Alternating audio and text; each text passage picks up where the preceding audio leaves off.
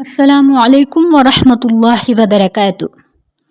غسل کے متفرق مسائل۔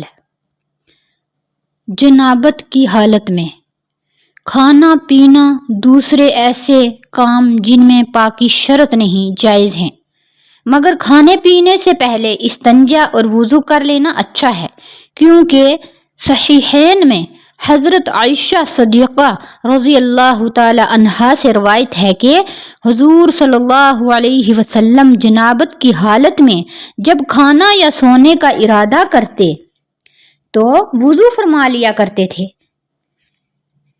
اگر کسی انسان کو غسل کی حاجت ہو تو وہ کیا کرے؟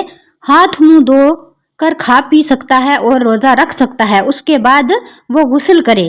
جنابت میں کھانا پینا مکروہ نہیں ہے۔ پاکی کی حالت میں ناخن اور بال کٹوانے کو بعض علماء نے مکروہ قرار دیا ہے، ایسا نہیں کرنا چاہیے۔ غیر ضروری بالوں کا ہر ہفتے میں صاف کرنا مستحب ہے۔ 40 دن تک صفائی مؤخر کرنے کی اجازت ہے، اس کے بعد گناہ ہے، لیکن نماز اس حالت میں بھی ہو جاتی ہے۔ زیر ناف سے لے کر رانوں کی جڑ تک اور شرمگاہ کے ارد گرد جہاں تک ممکن ہو سکے صفائی کرنا ضروری ہے۔ پیشاب کا قطرہ آنے پر وضو ٹوٹ جاتا ہے، وضو کرنا چاہیے، غسل دوبارہ کرنے کی کوئی ضرورت نہیں ہے۔